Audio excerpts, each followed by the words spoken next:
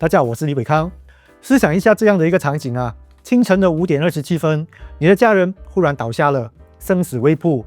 你颤抖着手拨了那个我们从小就被教导要信任的号码999，电话接通了，你以为救护车已经在路上。早上的6点呢，车没来，你又再打一次。早上的6点25分，距离你第一次求救呢已经超过了1个小时了，车还是没有来。直到早上8点。整整2个半小时后，抵达现场的不是政府的救护车，而是你在绝望中自己找来的私人救护车。这不是电影情节，这是2025年11月发生在马来西亚槟城德洛埃耶达瓦的真实案例。而这一切的罪魁祸首呢，竟然是一个耗资12.5亿令吉，号称拥有 AI 技术、云端计算，旨在带领马来西亚进入下一代紧急服务的旗舰系统。NG999， 就在这个系统上线后的短短96个小时内呢，全国爆发了灾难性的紧急呼叫延迟，救护车调度混乱，甚至导致卫生部呢不得不罕见的紧急优登啊，重新启用了那一个用了17年的旧系统。今天我们不谈虚无缥缈的政治口号，我们要拿着这一份厚厚的调查报告，像剥洋葱一样的一层层的揭开这一个12.5亿令吉背后的技术傲慢，采购黑箱那一款设计得令人反人类的救命 App 啊，以及我们通讯部官员不可推卸的责任。这是一堂昂贵的公民课，学费是纳税人的钱，但是代价呢，可能是无数人的黄金救援时间。首先，我们得搞清楚我们原本买的是什么。马来西亚呢原本是使用 MERS 999的系统，从2007年用到现在，确实已经是老了。它依旧用的是旧技术，定位不准，各个部门的数据呢不互通，所以呢，政府推出了 NG999 Next Generation Emergency Service 999。根据通讯部副部长张念群当时的推销啦，这是一个典范转移，我也不懂是什么意思哦，反正他就说是好料啦。他承诺了什么呢？第一，用数位地图实时看见哪里出事，哪里有车。第二，AI 辅助分析，用大数据来预测热点。第三，也就是最重要的一点，全渠道介入。你可以用 App 呢传送影片、照片报案，不再局限于打电话。听起来很美好，对吧？为了这个美好的愿景呢，2024年的7月，马来西亚电讯公司 Telekom Malaysia 呢拿到了一份长达12年的特许经营合约，总价值12.52亿令吉。请记得这个数字哦，12.5亿啊。这意味着呢 ，TM 在未来的10几年内呢，将会垄断我们的紧急通讯基础设施。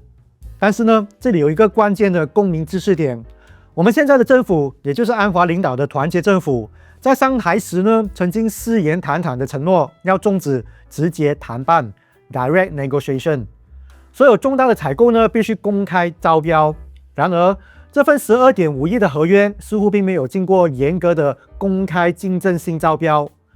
TM 给出的理由是延续性 （Continuity）， 因为旧系统是我做的，那么新系统当然也给我做最安全啊。但是我们要问的是，如果没有竞争，我们怎么知道性价比最高的方案？如果没有其他科技的巨头参与，会不会有更便宜、更先进的选择呢？这种缺乏竞争的锁定效应呢，往往就是灾难的开始。因为当供应商知道自己是不可替代的时候，他们对使用者的要求，也就是我们老百姓的性命啊，往往就不那么敏感了。接下来，我们进入技术的核心 ，NG999 为什么会崩溃？和大家报告啊，我本身的职业呢是 IT 工程师，所以对这一种技术问题呢会特别敏感。这个系统会出事的最根本原因在于过度的集中化。以前的 MERS 999呢，虽然老旧，但是在各地呢有医疗紧急的协调中心 MECC， 槟城的电话通常呢由熟悉槟城的接线员处理，但是 NG999 试图建立一个全国统一的云端大脑，这意味着你在槟城打的电话呢可能会被绕去吉隆坡或者其他地方的中央中心，这听起来很高技术，对不对？但是现实中呢却是灾难。你想象一下，当一个慌张的报案人说：“哎，快点来啊！我在大三角的旧戏院后面那一棵老树的旁边。”本地的接线员呢，一下子就秒懂啊。但是对于一个坐在吉隆坡看着数位地图的接线员来说，这就是天书。更可怕的是，这套系统有一种数据盲区。在槟城，很多紧急的救援是依靠民间力量的，比如志愿的消防队和社区的救护车。这些非政府组织 NGO 的车辆呢，很多都没有安装那一种昂贵的 GPS 系统来接入 NG999 的数据库。于是呢，荒谬的一幕就发生了。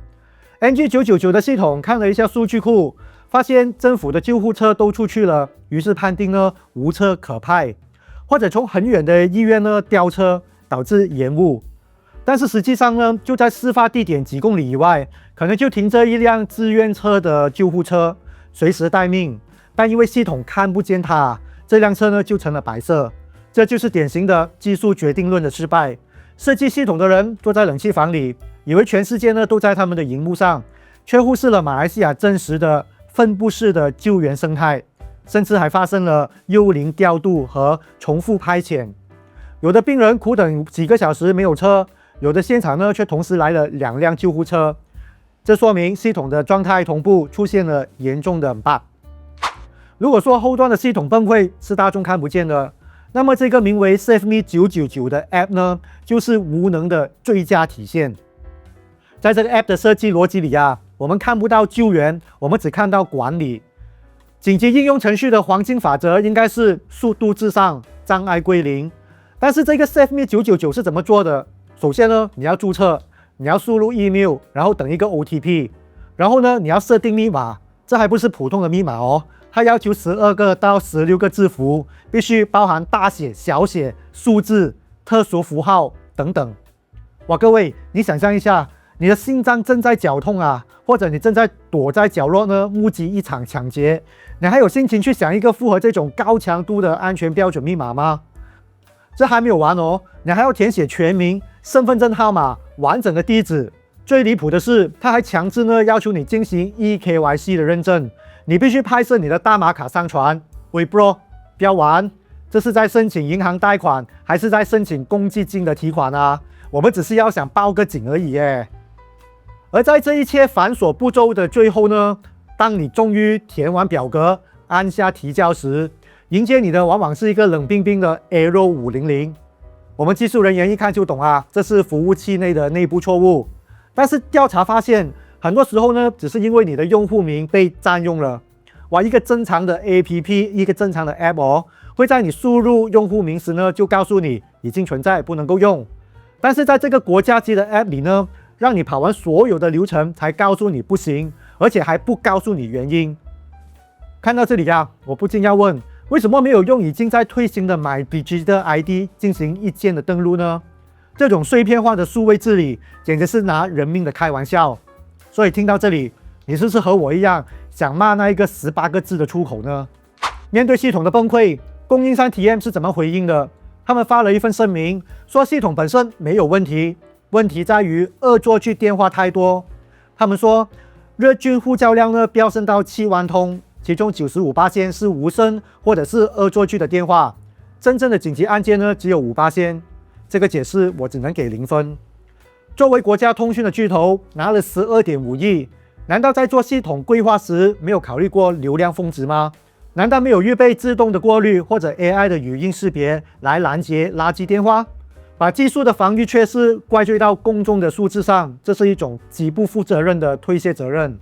所幸的是，这一次的舆论压力和前线医疗人员的反馈实在太大了。